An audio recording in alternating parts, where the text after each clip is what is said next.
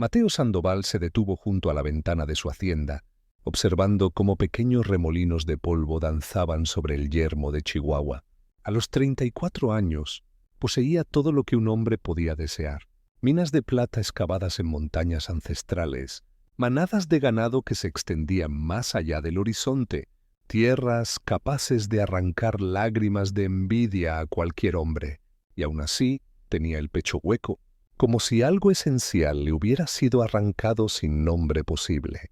La voz de su madre aún resonaba en aquellas habitaciones vacías, incluso 2 años después de que el cáncer la devorara en 6 meses implacables. Sus últimas palabras lo perseguían cada noche. Encuentra a alguien. Mateo, no dejes que esta casa te trague entero. Prométeme que no morirás solo aquí. Él lo había prometido. Ahora tenía que cumplirlo. Las mujeres de Hidalgo del Parral lo miraban como si fuera un toro de premio en plena subasta. Le medían los linderos con la mirada, calculaban su riqueza en sus sonrisas, susurraban su apellido como un encantamiento capaz de transformar vidas. Ninguna veía al hombre que se levantaba antes del amanecer para revisar cercas personalmente, que leía a Neruda a la luz de una vela porque su madre le enseñó que la poesía vuelve humanos a los hombres, que a veces encontraba su chal en cajones olvidados y lloraba como un niño. Así que hizo algo desesperado, algo que habría hecho que su padre se retorciera en la tumba.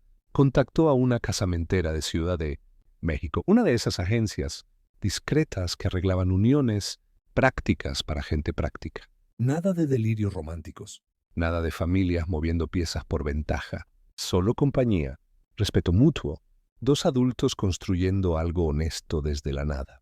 Dicho en voz alta sonaba frío como el viento de enero, pero al menos era honesto. La carreta llegó 3 horas tarde, con las ruedas crujiendo sobre caminos resecos que no veían lluvia en semanas.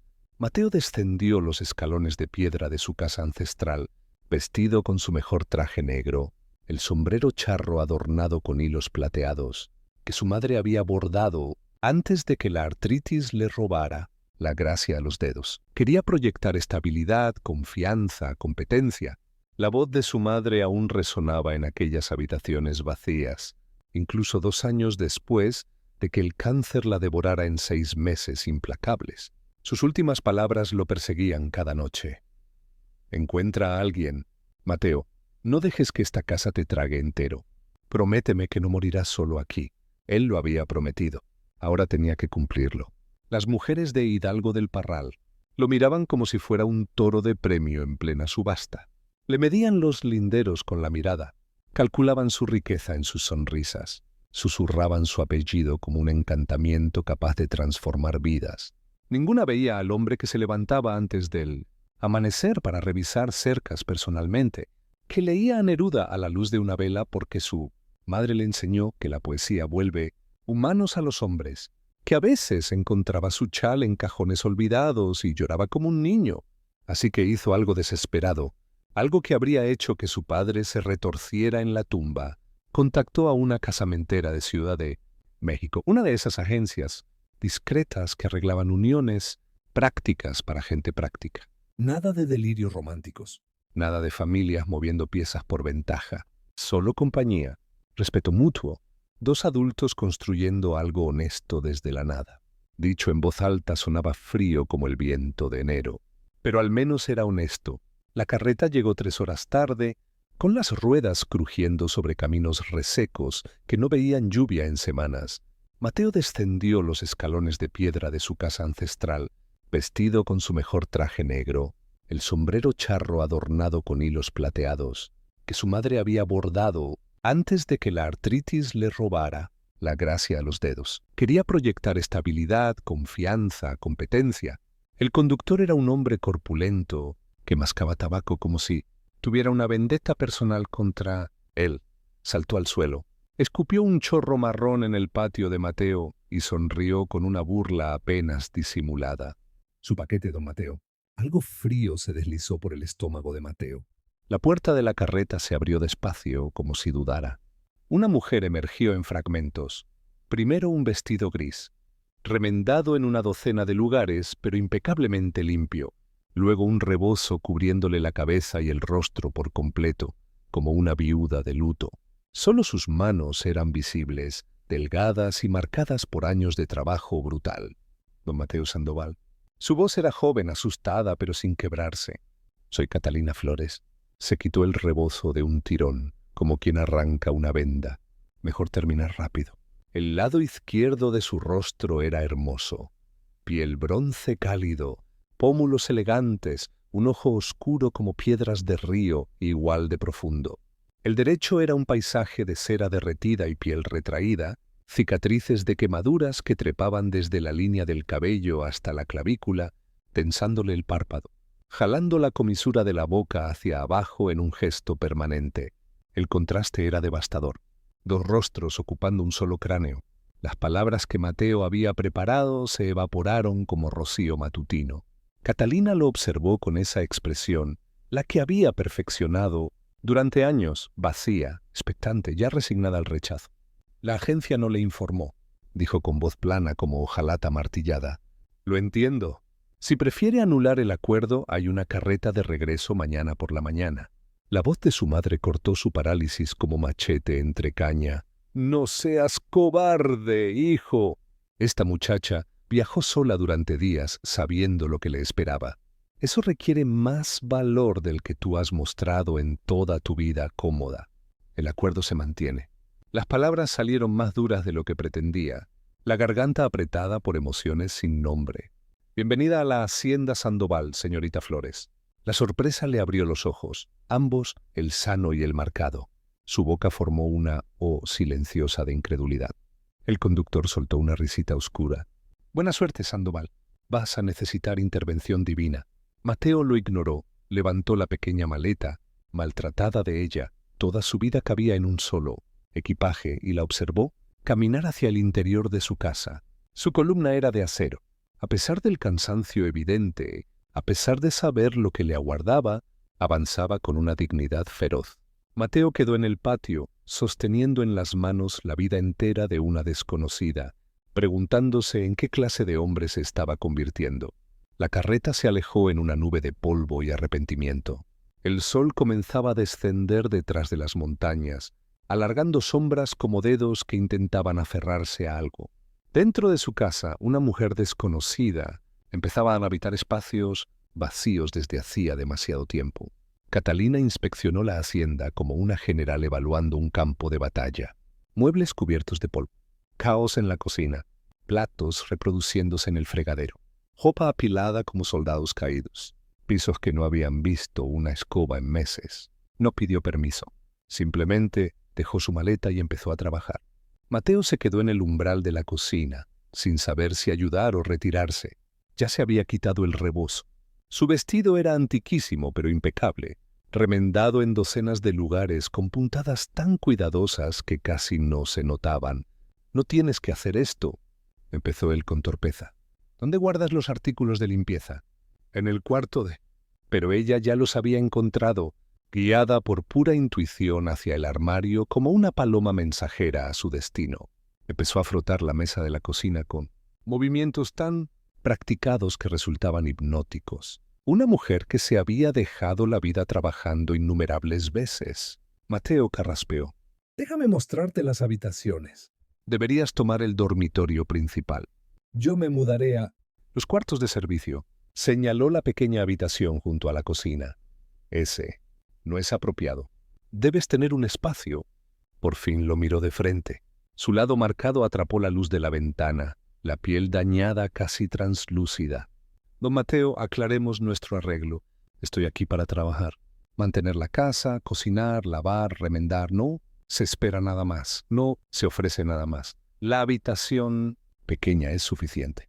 En su cuarto diminuto, Catalina permanecía junto a la ventana mirando la silueta oscura del establo. Se tocó las cicatrices, vieja costumbre, confirmando que seguían allí, que seguían definiéndola. Una semana, susurró a su reflejo. «Si me manda de vuelta, me iré a Monterrey. Nadie me conoce allí». Ella siempre sobrevivía. Era su único talento. El sábado por la mañana, cabalgaron hacia el pueblo por provisiones. Catalina llevaba otra vez el rebozo, cubriéndose el rostro. Mateo lo notó, pero guardó silencio. El camino se extendía polvoriento bajo el sol implacable de Chihuahua. Catalina montaba erguida, manos firmes en las riendas. Mateo mantenía la vista al frente. Cuando Hidalgo apareció, la plaza principal, la iglesia con su campanario blanco, el mercado sabatino rebosante de vida, los hombros de Catalina se tensaron. Mateo la vio prepararse para la guerra. Amarraron los caballos frente a la tienda general. Las conversaciones se detuvieron al pasar. Cabezas giraron. Susurros comenzaron como viento entre hojas secas. Doña Socorro, la esposa del alcalde, los interceptó en la entrada. Su sonrisa era brillante, ruidosa, teatral. Don Mateo, y esta debe ser su arreglo. Miró a Catalina con una compasión exagerada. Dios te bendiga, hija, y bendecido sea usted, don Mateo, por su caridad cristiana. Sacarle esta carga a su familia. La mandíbula de Catalina se tensó. Sus manos se cerraron en puños bajo el rebozo. Necesitamos provisiones, doña Socorro. La voz de Mateo era granito. Por supuesto, por supuesto. Rezaré por ustedes. Pasó junto a ellos irradiando satisfacción engreída. Dentro, Catalina eligió harina, azúcar, café y frijoles con eficiencia silenciosa. La esposa del tendero la observaba sin disimulo. Dos muchachas cuchichearon detrás de rollos de tela, ahogando risitas. Mateo sintió calor subiéndole por el cuello. Vergüenza no de Catalina, sino de su pueblo, de sus vecinos, de sí mismo por traerla a esto. Afuera, cargando las provisiones, Rodrigo Santillana les bloqueó el paso. Alto, elegantemente vestido, con ojos crueles como los de un halcón. Dueño de la hacienda rival y convencido de que eso lo convertía en nobleza. Me dijeron que pediste una esposa por correo, Sandoval. La sonrisa de Santillana podía cortar cristal. No sabía que ahora hacían obras de caridad. Las manos de Mateo se congelaron sobre el saco de suministros. Santillana se quitó el sombrero hacia Catalina con una cortesía burlona. Señora, valiente de su parte mostrar la cara en público. Por así decirlo. La expresión de Catalina no cambió. Levantó un saco de harina y lo llevó sola hasta su caballo. ¿Cuánto te costó ese arreglo, Sandoval? Siguió Santillana. ¿O te pagaron para que te la llevaras? Los puños de Mateo se cerraron. Las palabras se enredaron en su garganta. Atrapadas entre la corrección social y la ira, entre lo que debía decir y lo que era justo decir. No dijo nada. Catalina montó su caballo, espalda recta, rostro vacío. Mateo aseguró las últimas provisiones en silencio, montó a su lado. Las carcajadas de Santillana los siguieron por toda la calle principal. El regreso pareció más largo que la ida. Kilómetros de silencio, los nudillos de Mateo blancos sobre las riendas. Finalmente, con voz apenas audible, Catalina habló. No me debe ninguna defensa, don Mateo. Quizá me la debo a mí mismo, respondió él. Ella lo miró de verdad. Algo cambió en sus ojos. No era esperanza exactamente, pero sí una grieta en su armadura. Esa noche, Mateo se sentó en la mesa de la cocina, el acta de matrimonio frente a él, sin firmar. No era más que papel, una formalidad. Podía enviarla de vuelta sin obligación legal alguna. Firmada era una promesa. Pensó en la sonrisa burlona de Santillana, en la piedad ruidosa de doña Socorro, en cómo Catalina levantó ese saco de harina sola mientras él permanecía congelado. Pensó en su madre, en lo que diría si pudiera verlo ahora. Sé mejor que tu miedo, hijo mío. Sé el hombre que te eduqué para ser. Firmó su nombre. Deslizó el papel sobre la mesa. Catalina salió de su cuarto envuelta en un chal. Miró el certificado, su firma negra y firme. ¿Por qué ahora? Su voz era apenas un soplo. Porque hice una promesa. Y cumplo mis promesas. La mano de ella tembló al tomar la pluma. Firmó su nombre junto al de él, Catalina Flores de Sandoval. El contrato se volvió pacto. Ninguno sabía exactamente de qué clase. Abril llegó con lluvias que despertaron la tierra de su muerte. 8 semanas desde que Catalina había bajado de aquella carreta. La hacienda había cambiado por completo. Nuevas cortinas, cosidas con telas del ático, iluminaban las ventanas. Los pisos brillaban. La cocina olía a pan fresco y café en vez de polvo y abandono. Mateo se descubrió escuchando sus movimientos, el susurro de sus faldas, el suave tarareo que hacía mientras amasaba el pan, sonidos pequeños que hacían que la casa se sintiera habitada por algo distinto a los fantasmas. Una mañana, al volver de inspeccionar las cercas, Encontró su chaqueta de cuero sobre la mesa, reparada. Las puntadas eran microscópicas, perfectas, más fuertes que las costuras originales. Pasó los dedos por el remiendo. Mi abuela cosía así. Catalina levantó la vista desde la estufa. La mía también. Primer recuerdo compartido. Pequeño pero valioso. A finales de abril llegó una tormenta inesperada. Granizo del tamaño de monedas. Mateo apenas alcanzó a llegar al establo. Aseguró los caballos y luchó contra el viento para regresar a la casa. Quedaron atrapados 4 días. El primero, prudentes, educados. Catalina cocinaba. Mateo traía leña. Hablaban solo de lo necesario. El segundo, la cercanía suavizó los bordes. Mateo le enseñó a Catalina a jugar dominó. Ella era pésima, lamentablemente pésima. Él se sorprendió riendo, un sonido oxidado pero auténtico. «¿Me estás dejando gana?», lo acusó. «Lo intento». «Eres naturalmente así de mala». Ella le lanzó una ficha. Él la atrapó, sonriendo. El tercer día, ella leyó en voz alta los libros de su madre, sobre todo poesía. Octavio Paz, Sor Juana. Mateo escuchaba a medias, más ocupado observándola. Cómo se recogía el cabello detrás de la oreja. Cómo se perdía en las palabras y olvidaba protegerse. Esa tarde se quedó dormida en la silla junto al fuego, el libro abierto en el regazo. Mateo se quedó de pie frente a ella, el corazón martillando. Dormida, su rostro era sereno. Las cicatrices eran solo un paisaje. Parecía más joven, vulnerable. No debía tocarla. Tenían límites, distancia cuidadosa. Aún así la levantó. Era más ligera de lo que esperaba. Frágil como huesos de ave, la Llevó a su habitación y la acostó con suavidad en la cama estrecha. Ella murmuró algo incomprensible, se volvió hacia la almohada. No despertó. Mateo permaneció en la puerta, las manos temblando. Se estaba enamorando y le aterraba. A la mañana siguiente, Catalina despertó en su cama, desconcertada. Su último recuerdo era estar leyendo junto al fuego. El libro estaba en la mesita. Él la había llevado. La había tocado. Había sido tierno. Presionó la palma sobre el lugar donde sus manos habrían estado, el corazón latiendo con fuerza. En la cocina, Mateo servía café con manos inestables. El suelo bajo ellos había cambiado. No había regreso posible. Mayo estalló verde sobre Chihuahua. Los campos se alfombraron de flores silvestres. Los pájaros volvieron, llenando el amanecer de cantos. El mundo se reconstruía. Mateo y Catalina plantaron el huerto juntos, trabajando codo a codo en la tierra tibia. Mateo le mostró qué tan profundo sembrar los tomates. Catalina le enseñó la distancia correcta entre semillas, lecciones del jardín de su abuela. Sus manos se movían en ritmo. Cavar, plantar, cubrir, regar. Catalina tarareaba mientras trabajaba, inconsciente, Natural. Una melodía que Mateo no reconocía. Él se detuvo, apoyado en la pala, solo escuchándola. Ella se dio cuenta. Dejó de tararear. «Perdón, yo.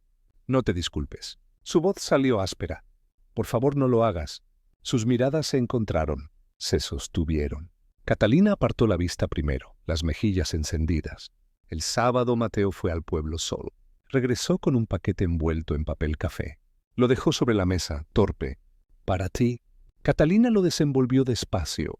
Tela de seda, verde jade, suave como una oración, nueva, hermosa.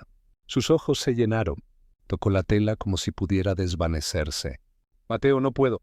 «No es caridad», se aclaró la garganta. «Simplemente mereces cosas hermosas». Ella no tenía algo nuevo desde hacía 10 años. Había olvidado cómo se sentía recibir algo sin condiciones escondidas. «Gracias», susurró y lo dijo con todo. Esa noche se quedó despierta hasta tarde, recortando piezas del patrón a la luz de una vela. Mateo fingía leer, pero en realidad la observaba trabajar. La casa se sentía cálida, llena. Una tarde se sentaron en el porche, viendo cómo el atardecer pintaba el cielo de naranja y púrpura. Catalina cosía. Mateo tallaba madera. Silencio cómodo. Ella apoyó la cabeza en su hombro, probando. Mateo quedó absolutamente inmóvil, casi sin respirar. Ella no se apartó. Su corazón retumbó. Él giró lentamente. Su mano subió hacia el rostro de ella, el lado marcado. Su pulgar recorrió su mandíbula, apenas un roce. El aliento de Catalina se atascó. No se estremeció. Sus ojos buscaron los de él oscuros, esperanzados, asustados. Él se inclinó. El fantasma de su madre se interpuso entre ambos. ¿Y si la fallas como me fallaste a mí? Mateo vaciló. Solo un latido, solo un suspiro. Catalina lo sintió como agua helada. La duda, el miedo.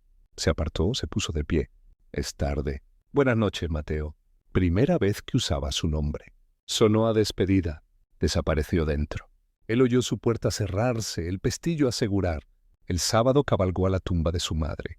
Primera visita en meses. La lluvia empapó su chaqueta. No le importó. Perdóname, mamá, le dijo a la lápida.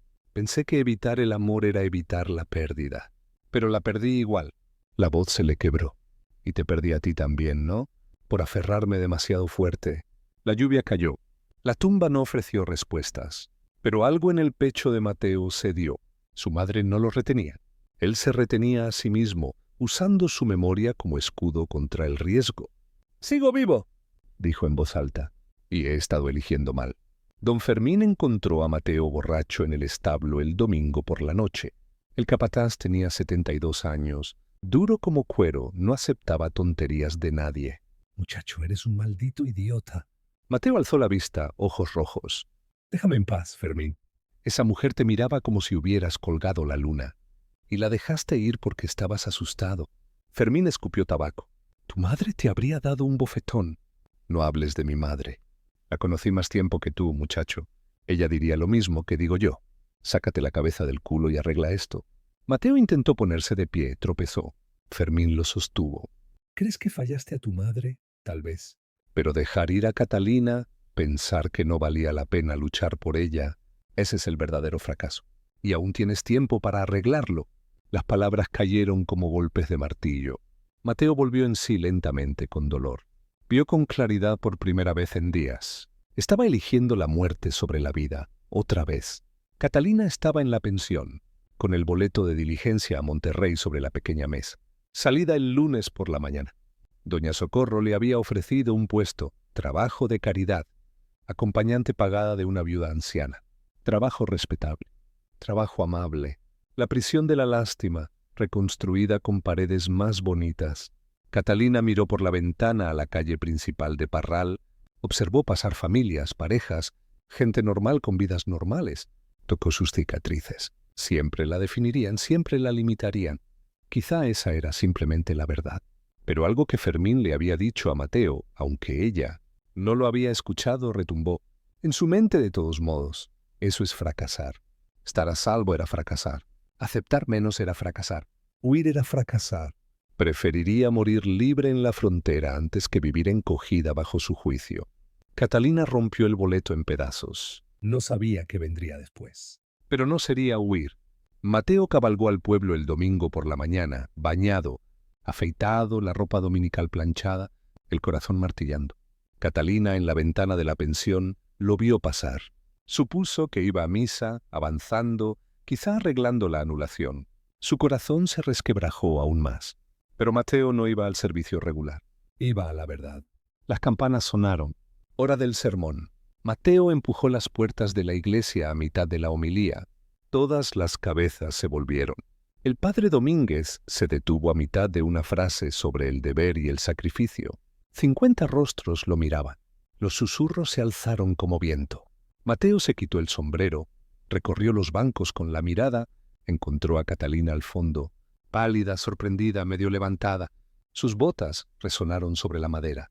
Caminó por el pasillo central hacia ella sin romper nunca el contacto visual. Doña Socorro apretó su Biblia. Rodrigo Santillana sonrió con suficiencia. Todo el pueblo contuvo el aliento. Mateo se detuvo junto al banco de Catalina. Catalina Flores de Sandoval. Su voz sonó clara, firme. Soy un cobarde y un imbécil. Los ojos de Catalina se abrieron de par en par. Tenía miedo de volver a amar, miedo de fallarte como sentí que fallé a mi madre. Dio un paso más, pero no me arrepiento de ni un solo momento. Desde que bajaste de ese carruaje. Tú hiciste de mi casa un hogar. Me recordaste que sigo vivo. Me hiciste querer ser mejor. Silencio absoluto. Te dejé ir porque tenía miedo. Eso estuvo mal. Fue cruel. Su voz se endureció. No lo pido por deber ni por contrato, sino como un hombre que ama a su esposa. Vuelve a casa. Santillana se puso de pie, burlón. Sandoval, ¿te estás humillando por una mujer que... por la mujer que amo? Mateo no lo miró. Júzguenla por sus cicatrices. Juzguen las mías primero. He caminado muerto durante 2 años. Ella tuvo el valor de tener esperanza cuando yo había renunciado. Eso la hace más valiente que cualquiera aquí. El rostro de Catalina se derrumbó. Las lágrimas cayeron. Me lastimaste, Mateo. Lo sé, te dejé ir. El peor error de mi vida. Ella avanzó hacia el pasillo. Tengo miedo, Mateo. Yo también. Extendió la mano. Así que tengamos miedo juntos. Ella tomó su mano, con el lado marcado hacia la congregación. Visible, sin vergüenza. La iglesia estalló. Algunos jadeos, algunos murmullos. Doña Socorro parecía genuinamente conmovida. Mateo condujo a Catalina por el pasillo hacia las puertas, hacia la luz del sol. Detrás de ellos, don Fermín comenzó a aplaudir. Lentamente otros se unieron, no todos, pero los suficientes. Afuera, Mateo levantó a Catalina para montarla en su caballo. «Vámonos a casa».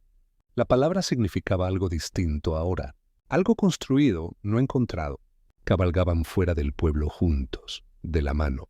Julio, el jardín florecía con abundancia salvaje, tomates enrojeciendo, calabazas trepando estacas, chiles colgando como joyas verdes, el fruto del trabajo de ambos. A media tarde, la luz dorada caía sobre el porche donde 2 mecedoras descansaban juntas, las bases casi tocándose. Catalina leía en voz alta una novela. Mateo escuchaba a medias. Sobre todo observaba su rostro. Todo de él, cicatrices y belleza inseparables. Ella ya no se escondía. Llevaba el cabello recogido, enfrentaba al mundo de frente. «¿No estás escuchando?», le reprochó sonriendo. «Estoy escuchando tu voz. Eso cuenta». Ella cerró el libro, lo dejó a un lado. «Hice pay de durazno con los de nuestro jardín». Nuestro jardín. A él le encantaba cómo sonaba eso, plural, compartido.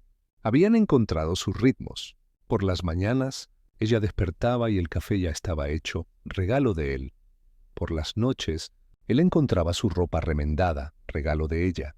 Trabajaban la tierra juntos.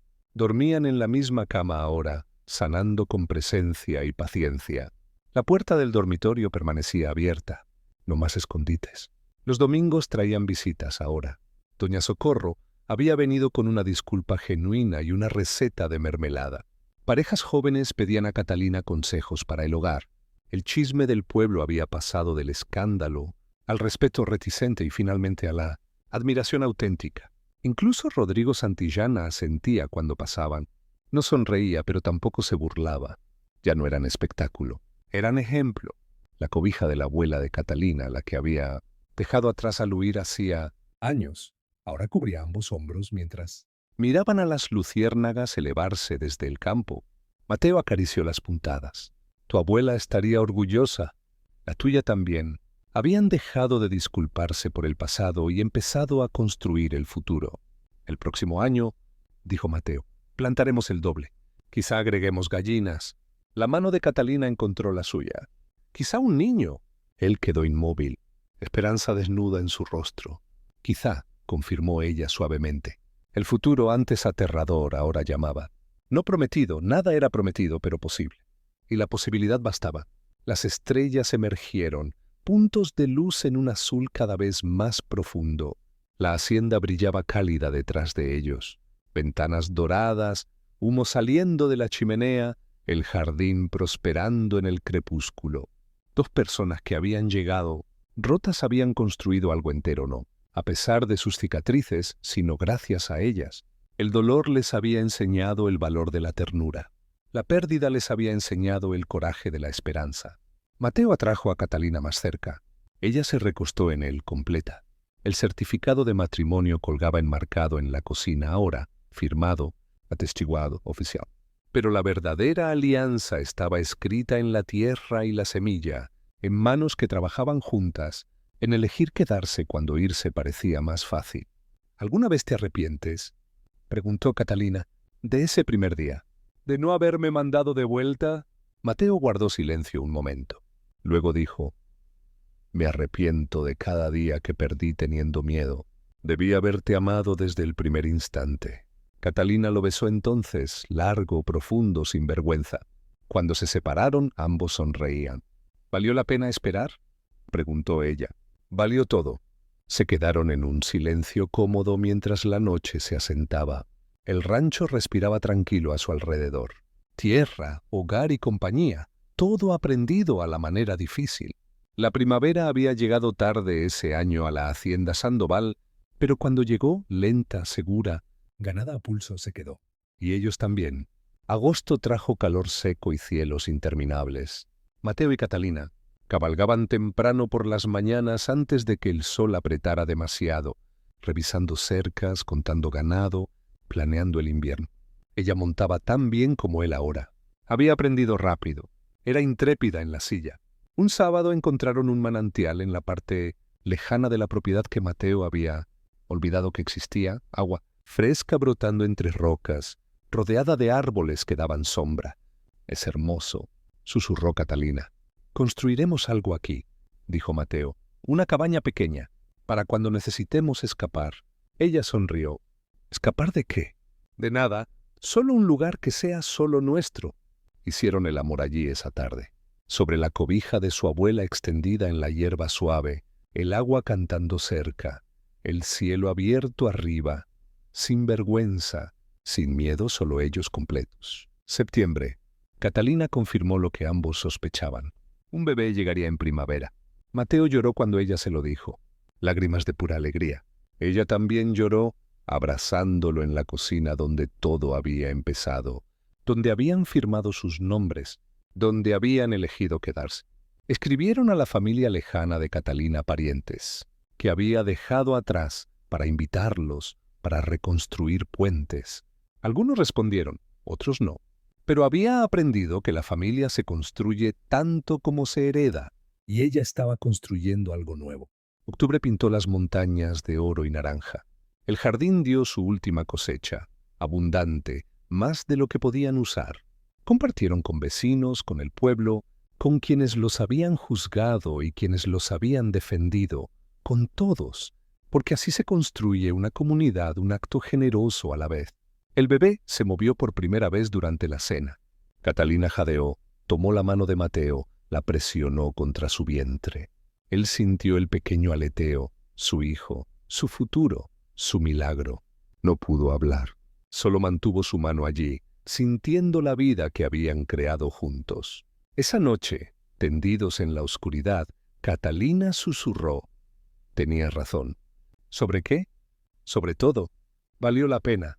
Cada momento duro, cada lágrima, cada miedo, nos trajo aquí. Mateo la besó suavemente. Promesas sin palabras. Habían construido algo que duraría, no porque fuera perfecto, sino porque habían elegido construirlo día tras día, elección tras elección, amor tras amor. Afuera las montañas se alzaban contra las estrellas, eternas, testigos silenciosos. Y adentro, dos corazones latían al unísono, sanados, completos, en casa. Ahora quiero saber algo de ti y necesito tu honestidad completa. ¿Alguna vez te alejaste de algo real porque el miedo parecía más seguro que el riesgo? O quizá juzgaste a alguien por lo que podías ver en vez de por ¿quién era por dentro? Cuéntamelo en los comentarios, porque aquí está la verdad. Todos llevamos cicatrices. Algunas son visibles, la mayoría no, pero todas cuentan historias de supervivencia. Y eso, amigo mío, es lo más hermoso del mundo. Deja tu historia abajo. Alguien ahí afuera necesita escucharla. Alguien está sintiéndose solo en su miedo ahora mismo, y tu verdad podría ser exactamente lo que lo libere.